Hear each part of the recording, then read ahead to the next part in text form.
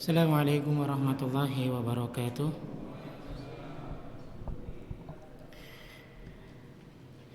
Alhamdulillah nahmaduhu wa nasta'inuhu wa nastaghfiruh wa na'udzu bihi min shururi anfusina wa sayyiati a'malina may yahdihillahu fala mudilla lahu wa may yudlil fala hadiya lahu wa asyhadu an la ilaha illallah wahdahu la syarika lahu wa asyhadu anna Muhammadan abduhu wa rasuluh sallallahu alaihi wa ala alihi wa ashabihi wa man tabi'ahum bi ihsanin ila yaumiddin.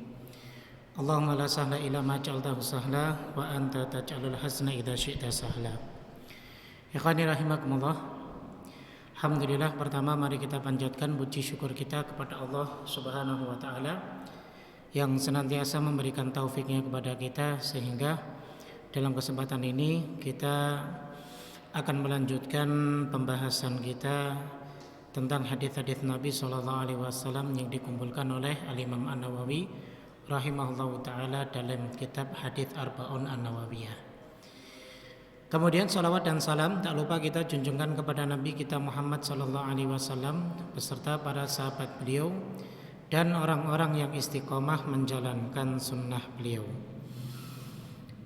Ikhwani rahimakumullah, InsyaAllah kita akan bahas hadis yang berikutnya, yang ke-12 dalam urutan hadis yang ada di kitab Arba'in An-Nawawiyah. Hadis ini terkait dengan meninggalkan yang tidak bermanfaat. Kita bacakan dulu hadisnya. An Abi Hurairah radhiyallahu anhu qala Rasulullah sallallahu alaihi wasallam min husni Islamil mar'i tarkuhu ma la ya'nihi. Dari Abu Hurairah radhiyallahu anhu, ia berkata bahwa Rasulullah sallallahu alaihi wasallam bersabda, di antara kebaikan Islam seseorang itu adalah meninggalkan hal yang tidak bermanfaat. Haditsun hasan, hadits ini derajatnya hasan. Rawahu Tirmidzi wa ghairuhu hakadha. Dan diriwayatkan oleh Imam Tirmidzi serta selainnya yang semisal pula. Insyaallah kita akan bahas apa sih yang dimaksud dengan meninggalkan perkara yang tidak bermanfaat di sini. Ikhwan sekalian rahimakumullah. Hadis ini adalah salah satu hadis yang sangat agung terkait dengan masalah adab, ya. Hadis ini sangat penting. Ia bisa dijadikan sebagai pedoman dalam kehidupan kita sehari-hari, terutama di zaman kita ini, di mana perkara-perkara yang terkadang tidak berfaedah, yang justru malah membuang-buang waktu, kita bisa terjebak di dalamnya, sehingga kita bisa menghabiskan waktu kita dengan tanpa mendapatkan manfaat sedikit pun. Padahal apa yang telah kita jalani dalam kehidupan ini akan diminta tanggung jawabnya oleh Allah Subhanahu wa taala. Sebagaimana dalam hadis yang sahih yang diriwayatkan oleh Imam Tirmidzi, Rasulullah sallallahu alaihi wasallam pernah bersabda, la tazulu qadama 'abdin yaumal qiyamah hatta yus'al an arba. Tidak akan bergeser kedua telapak seorang hamba pada hari kiamat kelak sehingga dia ditanya 4 perkara. Di antaranya tentang an umrihi fima afnah, yaitu tentang umurnya, ya, untuk apa dia habiskan, sehingga waktu demi waktu yang kita habiskan itu nanti kelak akan diminta pertanggungjawaban di hadapan Allah Subhanahu wa taala. Begitu. Tayyib ikhwan sekalian rahimakumullah. Isi hadis ini, ya, menggambarkan kepada kita agar kita selalu perhatian dengan perkara-perkara akhirat kita, ya. Karena Rasulullah Shallallahu Alaihi Wasallam menyebut di sini meninggalkan perkara yang tidak bermanfaat. Ya. Ada beberapa perkara-perkara yang tidak memberikan manfaat bagi kita. Di antaranya adalah yang pertama yaitu perkara-perkara yang haram, jelas. Ya. Memberikan madarat iya. Dia tidak akan pernah sedikit pun memberikan manfaat bagi kita. Sehingga ini nggak penting bagi kita. Jadi semua urusan-urusan yang haram dalam syariat, maka sudah pasti kewajiban bagi kita untuk meninggalkannya. Ya. Makanya Rasulullah Shallallahu Alaihi Wasallam bersabda, "Ma amartukum bihi fa'tu minhu, wa ma nahaitukum anhu fantahu." Atau fajtanibu. Apa yang aku perintahkan kepada kalian maka kerjakan. Dan apa saja yang aku larang dari kalian maka tinggalkanlah. Di antara yang wajib untuk ditinggalkan adalah perkara-perkara yang haram. Ya. Misal mendengarkan musik, ini perkara haram, wajib kita tinggalkan. Perkara riba haram, wajib kita tinggalkan. Berkhalwat dengan wanita haram, wajib kita tinggalkan. Minum khamr haram, wajib kita tinggalkan. Jadi hal-hal yang sudah jelas haram, maka sebagai seorang mukmin kita wajib untuk meninggalkannya. Karena dia tidak akan memberikan manfaat. Justru malah dia memberikan madarat bagi kita, begitu. Kemudian yang kedua yang tidak memberikan manfaat bagi kita adalah perkara yang makruh. Makruh itu maknanya adalah dibenci, jemaah. Perkara yang tidak disukai di dalam syariat. Sebagian kaum muslimin terkadang ketika dia dihadapkan dengan perkara-perkara yang makruh, dia masih meremehkan, makruh saja. Tidak sampai kepada derajat yang haram. Tapi sesuatu yang dibenci di dalam syariat tetap dibenci. Tidak boleh bagi kita untuk mengamalkannya. Karena perkara-perkara yang makruh ini bisa menjadikan kita terpeleset kepada perkara yang haram. Ya. Ketika kita meremehkannya tentunya. Sehingga meninggalkan perkara yang makruh, maka ini merupakan kebaikan Islam seorang hamba. Ya. Begitu. Taib. Kemudian yang ketiga, perkara yang tidak bermanfaat dan tidak penting bagi kita adalah perkara-perkara yang fudul, al-mubahat. Perkara yang diperbolehkan dalam agama. Akan tetapi kita bersikap berlebihan dalam perkara-perkara tersebut. Ya. Jadi wajib bagi kita untuk tidak berlebih-lebihan meskipun perkara itu diperbolehkan. Bahkan kalau kita bisa memahami hadis ini, Nabi Shallallahu Alaihi Wasallam menggunakan kalimat malayaknihi, yang tidak memberikan manfaat bagi dirinya. Artinya meskipun perkara itu diperbolehkan, memberikan manfaat atau tidak. Ya. Kalau tidak bisa memberikan manfaat bagi kita, kenapa kita harus mengerjakannya? Rugi kalau kita mengamalkannya, jemaah. Rugi waktu, rugi tenaga. Kalau kita mengeluarkan harta, rugi harta kita. Akan lebih baiknya kita mengamalkan hal-hal yang dapat memberikan manfaat bagi kita. Paling tidaklah minimal perkara dunia kita bisa mendapatkan manfaatnya. Tapi kalau sama sekali tidak bisa memberikan manfaat bagi kita, maka kita menjadi hamba-hamba Allah yang rugi. Apalagi kita terlalu berlebihan di dalamnya. Contoh, beberapa minggu yang lalu kan kita euforia dengan pesta sepak bola dunia. Bahkan setelah Piala Dunia, Kemudian ada AFF. Kita tahu beritanya di mana-mana di situ. Indonesia seperti itu. Ya.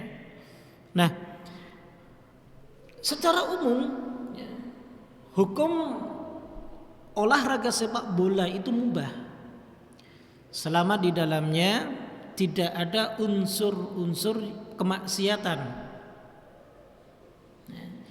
Namun ada sebagian dari kaum muslimin yang terlalu berlebihan dalam mensikapinya. Bahkan sampai ketika negara yang dijagokannya itu kalah, dia sampai nangis. Dia sampai sedih. Nah, ini perkara yang berlebihan. Bahkan orang-orang yang seperti ini kalau sudah gila terhadap bola, dia akan mencari bahkan sampai biografi para pemain sepak bolanya dengan detail. Sampai tahu dia harga pemain bola ini sekian triliun. Ya. Kalau kita lihat ya, baru-baru ini banyak diposting di beberapa status dari kawan-kawan kita, gaji pemain bola ini 1 detiknya saja sekian ratus ribu. Tidurnya dia saja digaji 1 miliar dan lain sebagainya. Apa manfaatnya buat kita? Tidak ada manfaatnya. Ya. Kenapa kita tidak lebih mendalami biografi para sahabat radhiyallahu taala anhum? Mereka yang dekat dengan Rasulullah Shallallahu Alaihi Wasallam, sehingga kita bisa menjadikan mereka-mereka ini sebagai qudwah hasanah kita, suri tauladan baik bagi kita dalam beragama. Jadi perkara yang seperti ini enggak memberikan manfaat sedikit pun dengan kita, bagi kita. Bahkan terkadang ada di antara kita yang sampai malu kalau kita enggak mengenal pemain-pemain bola. Padahal enggak ada untungnya sama sekali. Yang diuntungkan ya mereka-mereka dalam urusan dunianya. Enggak ada keuntungan sedikit pun bagi kita. Hafal pemain ini dari negara ini, pemain ini dari negara ini, gajinya sekian dan sekian. Coba surat Al-Baqarah ayat 286 hafal enggak? Enggak hafal. Coba surat Al-Baqarah ayat 305 hafal enggak? Hafal enggak? Hah? Enggak mungkin hafal, orang enggak ada. Hah? Ada ayat 305. Jangan-jangan ada yang berpandangan ada ayat 305. Jadi amat sangat disayangkan ikhwan kalau seandainya di antara kita tidak paham dengan perkara-perkara agama kita sendiri. Justru kita lebih jeli memperhatikan perkara-perkara dunia kita. Dan perkara itu ternyata tidak menguntungkan bagi kita. Bahkan dalam urusan dunia kita pun gak menguntungkan. Hanya kepo saja kita, ingin tahu. Kepo itu boleh, tapi coba ditempatkan di tempat yang semestinya. Tapi kalau kepo dalam perkara-perkara yang tidak memberikan manfaat, untuk apa kita kepoin? Gak perlu kita kepoin ya. Jadi seperti itu ya. Jadi hendaklah bagi kita semua meninggalkan sesuatu yang tidak memberikan manfaat ya. Kenapa? Karena jika kita meninggalkan perkara yang tidak bermanfaat, tentunya kita akan melakukan perkara-perkara yang bermanfaat. Sebaliknya, kalau kita tidak melakukan perkara-perkara yang bermanfaat, berarti kita telah membuang-buang waktu kita dengan hal-hal yang tidak memberikan sedikit pun manfaat bagi kita. Ingat bahwa Rasulullah Shallallahu Alaihi Wasallam sudah mengingatkan bagi kita semuanya, ada kenikmatan yang kebanyakan dari kita ini lupa terhadap kenikmatan tersebut. Artinya lupa adalah kita tidak memanfaatkan kenikmatan tersebut dengan baik. Kata Rasulullah Shallallahu Alaihi Wasallam, ni'matani maghbunun fihima katsirun minan nas. ada dua kenikmatan yang banyak manusia itu lupa dengannya, terperdaya dengannya. Yaitu pertama, nikmat kesehatan. Kita diberi kesehatan oleh Allah, ini merupakan nikmat. Tapi kita tidak pernah berpikir bahwa kenikmatan tersebut seharusnya bisa kita manfaatkan dengan baik, sehingga kita bisa mendapatkan pundi-pundi amal soleh dan pahala di sisi Allah Subhanahu wa ta'ala. Dan yang kedua adalah waktu faragh, waktu kosong kita yang begitu banyak. Kita sering lalai dan sering lupa. Jadi kita ini akan ingat dengan nikmat kesehatan dan waktu kosong saat kita diberi sakit oleh Allah, saat kita disibukkan oleh Allah Subhanahu wa ta'ala, baru kita akan ingat. Ketika kita sudah berbaring di atas tempat tidur kita, hanya infus saja yang menancap di tangan kita, makan gak bisa makan, minum pun gak bisa. Lalu saat itulah baru kita sadar, ternyata nikmat sehat itu sangat-sangat sekali bermanfaat bagi kita, sangat sekali berharga untuk kita. Ketika kita disibukkan ke sana kemari, sedikit pun tidak pernah kita meluangkan waktu untuk belajar, untuk mengupgrade ilmu-ilmu agama kita. Saat kita disibukkan oleh Allah Subhanahu wa ta'ala dengan berbagai macam urusan dunia kita, baru kita sadar ternyata begitu mahalnya nikmat waktu kosong. Jadi kita telah menyia-nyiakan waktu kosong yang Allah berikan kepada kita, baru kita tersadarkan saat kita disibukkan oleh Allah Subhanahu wa ta'ala. Ini sangat miris sekali, ikhwan sekalian rahimakumullah, ya. Sehingga sekali lagi, ya, janganlah kita terlalu sibuk dalam urusan-urusan yang tidak memberikan manfaat bagi kita. Paling tidak setiap detiknya yang kita lewati, maka ada bekas-bekas amal soleh yang kita tinggalkan, sehingga ketika kita dihadapkan di hadapan Allah Subhanahu wa ta'ala, maka catatan amal kita ini penuh dengan kebaikan-kebaikan yang telah kita tinggalkan di dunia. Nah, itulah ya jamaah sekalian rahimakumullah, hadis yang ke-12 yang berkaitan dengan meninggalkan perkara yang tidak bermanfaat. Baik. Kita lanjutkan hadis yang berikutnya, hadis yang ke-13. Hadis yang ke-13 tentang menyukai untuk saudaranya kebaikan yang ia sukai untuk dirinya. Hadis ini masyhur, terkenal. Biasanya yang kita fahami adalah tidak sesuai dengan apa yang diinginkan oleh beliau sallallahu alaihi wasallam dalam sabdanya. Hadis ini diriwayatkan oleh Imam Bukhari dan Muslim dari Abu Hamzah Anas bin Malik radhiyallahu anhu. Jadi Anas bin Malik ini adalah pembantunya Rasulullah sallallahu alaihi wasallam.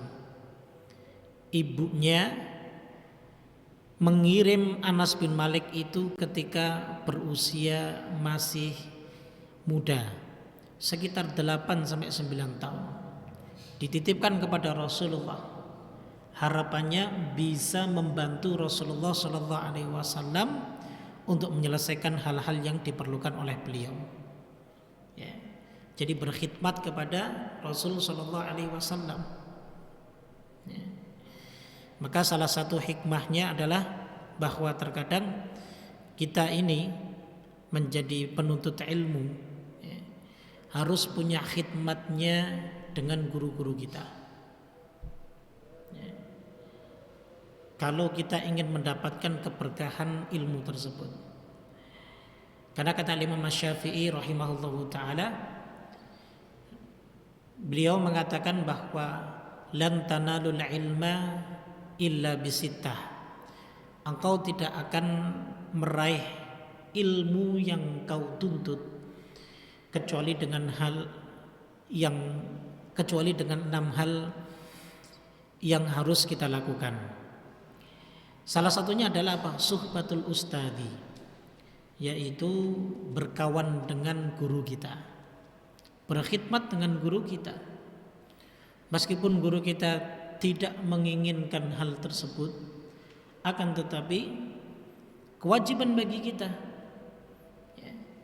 untuk membantu berkhidmat sesuai dengan kemampuan kita, sehingga ilmu yang kita pelajari akan memberikan keberkahan. Makanya sebenarnya kita bisa mengukur seberapa manfaatnya ilmu yang sudah kita dapatkan itu bisa dengan seberapa besarnya khidmat kita kepada guru-guru kita. Kalau kita masih belum ada khidmatnya, kalau kita masih belum ada adabnya, akhlaknya, sopan santunnya, maka tentunya ilmu itu tidak akan bisa memberikan keberkahan bagi kita. Berapa banyak majelis ilmu yang telah kita datangi, berapa banyak kitab-kitab para ulama-ulama terdahulu yang telah selesai kita bahas, tapi kita hanya menjadi orang-orang yang seperti ini saja. Bahkan terkadang perilakunya lebih buruk dari yang sebelumnya. Maka itu perlu ditanyakan, perlu ditanyakan proses belajarnya, apakah ada keikhlasan atau ada kekurangan. Nah, jadi seperti itu. Nah, ini yang dilakukan oleh sahabat Anas bin Malik radhiyallahu taala anhu. Begitu. Ia menuturkan bahwa Rasulullah sallallahu alaihi wasallam bersabda, "La yu'minu ahadukum hatta yuhibba li akhihi ma yuhibbu li nafsihi." Biasanya terjemahan kita begini: tidak sempurna keimanan salah seorang di antara kalian sehingga dia mencintai saudaranya sebagaimana dia mencintai dirinya sendiri. Kira-kira akan terwujud enggak? Dia mencintai saudaranya sebagaimana dia mencintai dirinya sendiri. Mampu enggak kita? Enggak akan mampu. Ya tentunya pasti diri kita itu akan lebih kita cintai dibanding kita mencintai yang lainnya. Taib, oke, kita cinta kepada saudara kita sesama muslim, tapi gak akan mungkin mampu kita menyamakan kecintaan diri kita sendiri dengan saudara kita. Contoh hal yang real saja begini. Saya suka makan daging steak Abuba. Kira-kira kalau kesukaan saya ini juga saya ingin terapkan kepada saudara saya yang lainnya. Ayo makan steak Abuba bareng sama saya. Dan saudara semuslim kita misalnya ada berapa di sini? 20, Pak. Mampu enggak kira-kira kita? Nah, ini hal yang real saja. Hal yang nyata saja. Apalagi berurusan masalah hati. Enggak akan mungkin bisa. Contoh dalam kecintaan terhadap anak-anak kita sajalah, bukan kepada kita. Kita punya 3 anak. Kita berharap agar kita ini bisa adil untuk mencintai ketiganya. Tetap gak bisa. Pasti kita ada kecenderungan salah satu dari yang 3. Meskipun sebagai orang tua hanya bersikap adil di hadapan mereka saja secara zahir, tapi secara batin tidak. Pasti kita terkadang cenderung kepada yang lebih kecil, atau terkadang cenderung kepada yang lebih menonjol dalam agamanya. Ini hal yang wajar. Karena Allah Subhanahu wa taala meskipun ini berbicara tentang masalah para istri-istri kita, andaikan kita memiliki banyak istri, Allah menyebutkan walan tastati'u an ta'dilu. Walau harostum, kamu enggak akan mungkin bisa adil dengan istri-istrimu meskipun kamu sungguh-sungguh berusaha untuk adil dalam urusan apa? Kasih sayang, dalam urusan cinta, dalam urusan kecenderungan. Nah, padahal mereka istri-istri kita kan termasuk yang berkhidmat kepada kita kan, sudah memberikan sumbangsihnya kepada kita, melayani kita, memberi makan kita, Kalau kita lelah ya dia pijitin, pakaian kita dicuciin, digosokin, kita tinggal make. Jadi biasanya kecenderungan manusia mencintai sesuatu itu kalau dia sudah memberikan manfaat kepada kita. Tapi tetap saja nggak bisa. Ya. Makanya tidak mungkin kalau makna hadis ini adalah tidak sempurna keimanan salah seorang di antara kalian sehingga bisa mencintai saudaranya sebagaimana mencintai dirinya sendiri. Kalau orang Jawa bilang ya orang matuk maknanya. Ya. Nah makanya perlu kita telisiki lagi. Ada dalil yang lain nggak yang menunjukkan yang hampir semisal dengan ini? Ternyata ada. Ya. Ternyata ada.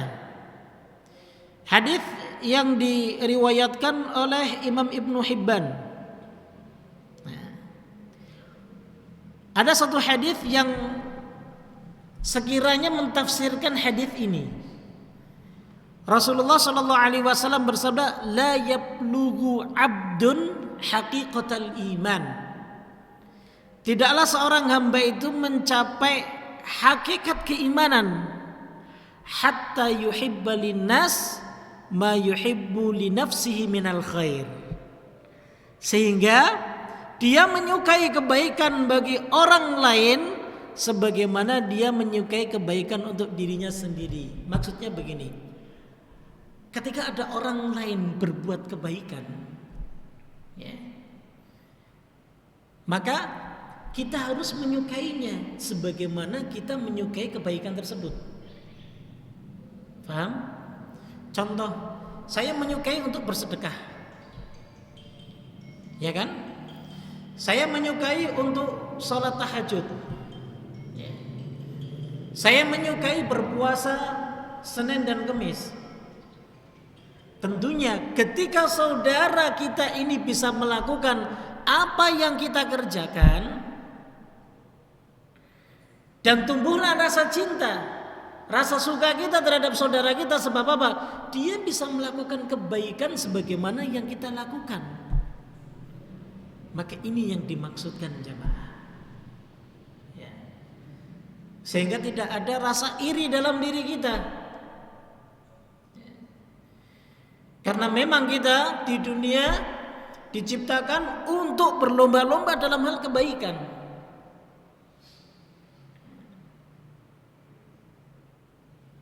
Jadi bagaimana caranya sekarang kita bisa mengajak saudara kita mampu untuk melakukan kebaikan sebagaimana kebaikan yang kita lakukan. Sehingga ketika dia mampu untuk melakukan satu kebaikan yang kita lakukan sebagaimana yang kita lakukan dan kita senang itu dengan hal itu, maka disinilah letak kesempurnaan keimanan kita. Nah, itu maknanya jamaah. Ya. Sehingga selama ini kita memaknai hadis ini dengan makna yang salah atau kita katakan dengan makna yang kurang sempurna. Sehingga perlu diluruskan ya, hingga kita tidak salah lagi memaknainya. Kenapa? Kalau kita sudah salah memaknainya tentunya mengaplikasikan dalam kehidupan pun nanti akan menjadi salah. Begitu. Tayyib. Ada beberapa sikap yang harus kita perhatikan terhadap saudara kita. Pertama adalah sikap kita dalam perkara agama dan akhirat. Dalam perkara agama ini ada 3 kondisi. Pertama, agama saudara kita kurang daripada kita. Contoh ya, ia memiliki hafalan ya, Al-Quran lebih banyak dari saudara kita. Ataupun kita memiliki hafalan Al-Quran lebih banyak dari saudara kita. Nah, bagaimana sikap yang benar dalam kondisi ini? Ya, maka kita harus memotivasi saudara kita agar supaya ia bisa memiliki hafalan yang sama dengan kita. Begitu. Ya. Makanya terkadang ada seorang guru yang dia sampai mempertanyakan muridnya, kemana orang ini nggak pernah ngaji, kemana orang ini nggak pernah hadir, kemana orang ini nggak pernah datang. Karena mungkin sang guru itu ingin mengamalkan hadis Nabi Shallallahu Alaihi Wasallam ini. Kalau bisa murid-murid saya itu bisa memahami apa yang saya fahami. Murid-murid saya itu bisa hafal apa yang saya hafal. Murid-murid saya ini bisa tahu apa yang saya tahu. Itu mungkin yang diinginkan oleh sang guru tersebut. Sehingga terkadang dia sedih kalau ada yang tidak hadir, ada yang tidak datang. Bukan berarti ingin dimuliakan, dihormati dengan kedatangannya, tidak. Atau agar supaya dibayar, itu pun terkadang tidak. Ya. Tapi tujuannya apa? Ingin mengajak agar supaya sama-sama memahami agama ini sesuai dengan apa yang telah didapatkan oleh gurunya tersebut. Namun terkadang kebanyakan bagi para penuntut ilmu nggak sadar sampai situ. Entah kenapa sampai tertutup akalnya, tidak sampai kepada derajat yang demikian. Ya. Maka hal ini perlu dikoreksi. Hawa nafsunya mungkin yang sudah ya, menguasai dirinya, ya, sehingga dia tidak sadar ada orang lain yang ingin menanamkan satu kebaikan kepada diri kita. Jadi seperti itu, ya. Baik. Kemudian yang kedua, contoh agama saudara kita itu sama dengan agama kita. Ya. Nah, jika kita dapati pencapaian dari pemahaman, pembelajaran ya, dari saudara kita itu sama dengan kita, maka sikap kita itu adalah senang dan tidak hasad. Ya. Antum tahu hasad? Hasad itu kalau orang lain mendapatkan satu kebaikan, kita iri. Tapi iri kita melakukan suatu hal yang sekiranya orang itu bisa terhenti untuk mendapatkan satu kebaikan tersebut. Jadi kita tutup jalan ya, kebaikan tersebut ya, agar supaya tidak sampai kepada saudaranya itu. Itu ya yang dilakukan oleh orang-orang yang hasad. Seharusnya kita senang ya, saling menasehati, saling mensupport, saling berlomba-lomba dalam kebaikan ya. Tidak perlu hasad ya. Jangan sampai kita menutup jalan kebaikan itu sampai kepada saudara kita. Gak perlu ya. Jadi seperti itu ya. Itu dalam urusan agama kita. Ataupun yang berikutnya, jika kita melihat agama saudara kita ini lebih baik daripada kita, nah maka hal yang seperti ini kita boleh bersikap ghibthah. Ghibthah itu iri, tapi sebagai bentuk motivasi ya. Bukan iri yang menimbulkan kita benci kebaikan tersebut dimiliki oleh saudara kita, tidak. Karena sekali lagi pembahasan kita dalam hadis ini adalah kita menyukai saudara kita ini melakukan kebaikan sebagaimana kita menyukai kebaikan tersebut. Jadi begitu ya. Makanya sifat ghibthah ya, adalah ketika kita iri dengan orang lain terhadap satu kebaikan, namun kebaikan itu menjadikan motivasi bagi dirinya agar dia juga bisa melakukan kebaikan yang sama dengan saudaranya. Jadi begitu, ya. Nah, harusnya seperti itu dalam perkara agama, begitu. Baik. Kemudian dalam perkara dunia, bagaimana seharusnya sikap kita dengan saudara kita? Pada perkara dunia ini ada 3 kondisi juga. Pertama, kalau kita lebih banyak daripada saudara kita dalam urusan dunianya, maka sikap kita adalah menghadirkan perasaan ingin agar saudara kita ini bisa berhasil seperti kita. Jangan kemudian ya, kita merasa tersaingi Karena rezeki itu tidak akan mungkin tertukar. Allah sudah menetapkan rezekinya masing-masing.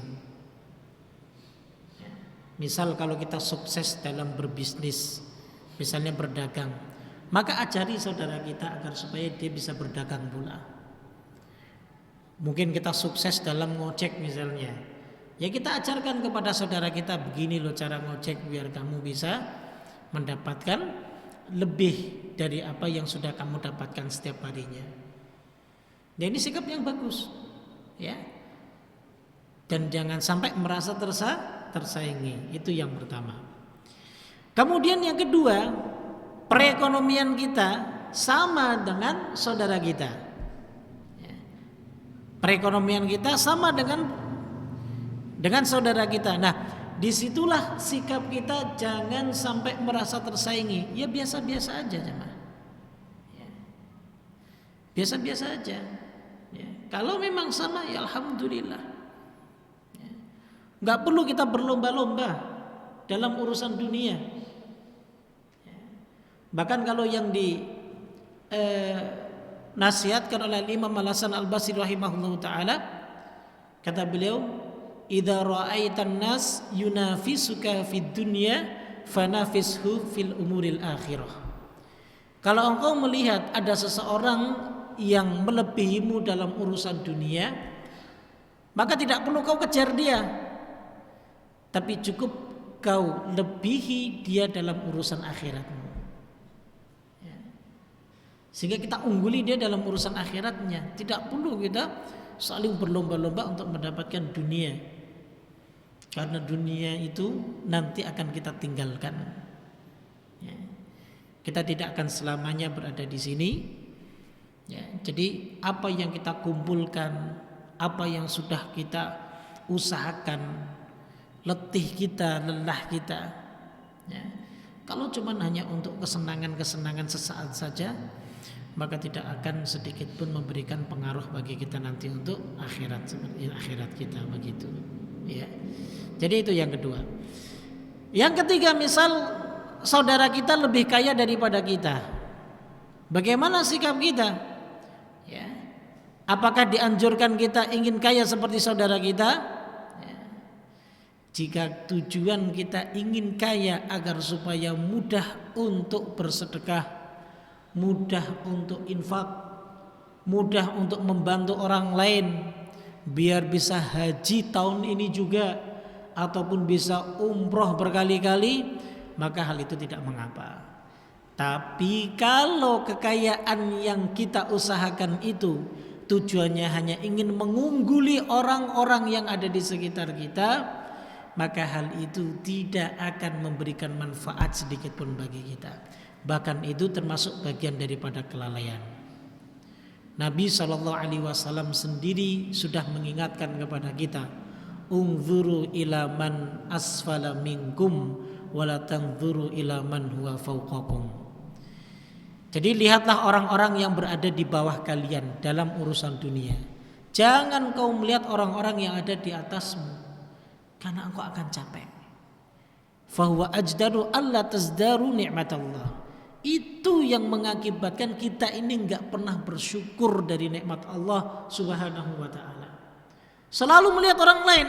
Kalau orang lain lebih dari kita, kemudian kita cenderungnya merasa menyesal, merasa sedih, merasa gundah.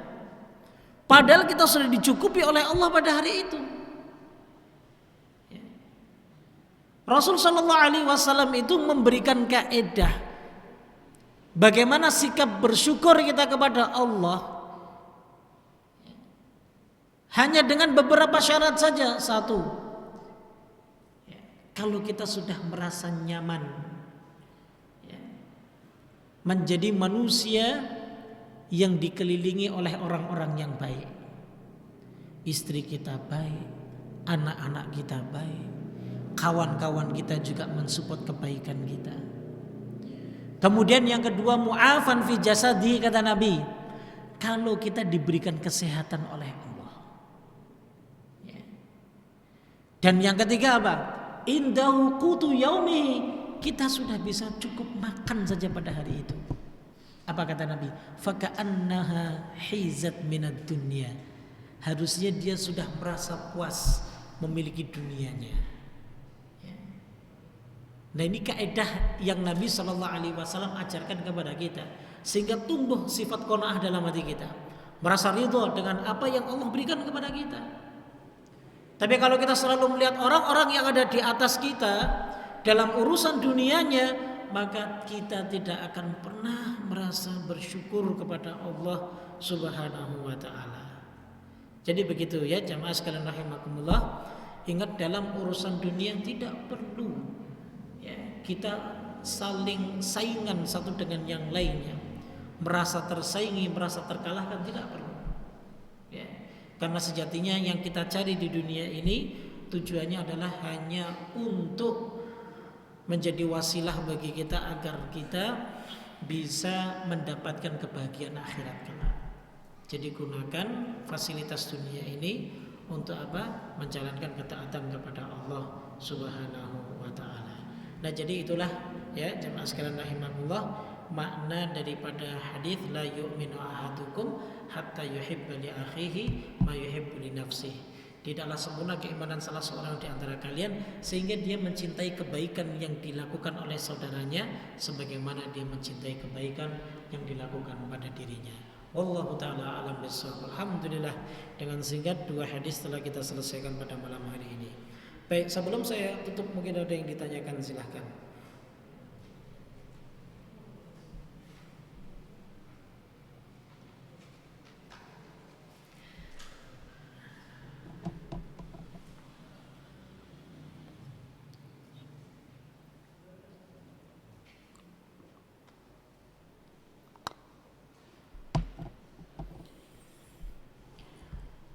Nah, tafadhol.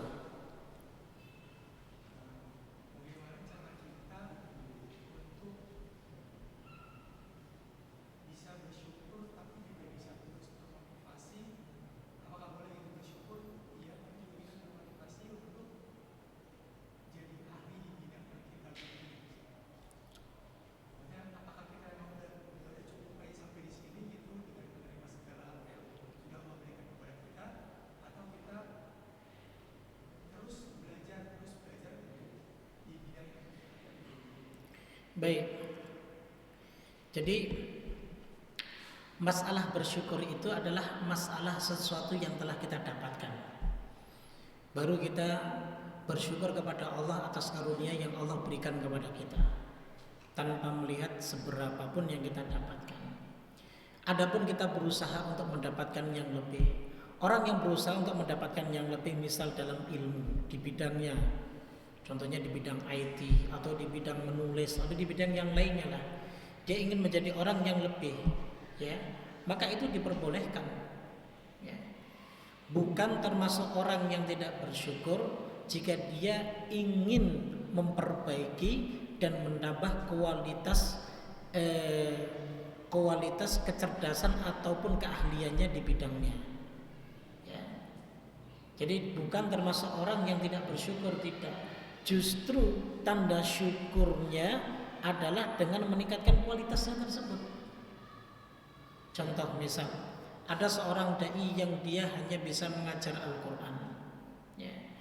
Lalu kemudian dia sudah bersyukur kepada Allah Subhanahu wa taala, tapi tidak menutup bagi dirinya untuk selalu belajar yang lebih baik lagi. Tujuannya apa? Agar dia bisa memberikan yang lebih baik lagi dalam urusan agamanya. Begitu. Ya, makanya sebenarnya syukur itu memberikan motivasi, bukan stuck pada tempatnya. Tidak. Terkadang orang salah memahami. Yang penting bersyukur. Ya, jadi kalau misalnya tukang ojek nih misal, kalau narik jam 8 pagi pulang jam 1 siang, ya sudah bersyukur saja. Ya. Yang penting kan bersyukur. Dapat seberapapun. Nah ini salah. Ya. Bentuk syukur yang salah. Kalau memang dia pengen tetap berusaha menambah hal yang lebih, maka tidak mengapa. Asal tidak menjadikan tambahannya tersebut itu sebagai obsesi bagi dirinya semata. Ya. Jadi tujuannya itu tetap untuk akhiratnya. Tapi mengasah kemampuan maka itu diperbolehkan. Ya. Bahkan atas karunia yang Allah berikan kepadanya ketika menjadikan dirinya semakin semangat, mengasah kemampuannya agar supaya lebih baik lagi, ini bagian daripada bersyukur atas nikmat yang Allah berikan kepadanya. Menggunakan fasilitas tersebut untuk meningkatkan kualitas setiap apa yang dia miliki. Begitu, wallahu a'lam bishawab.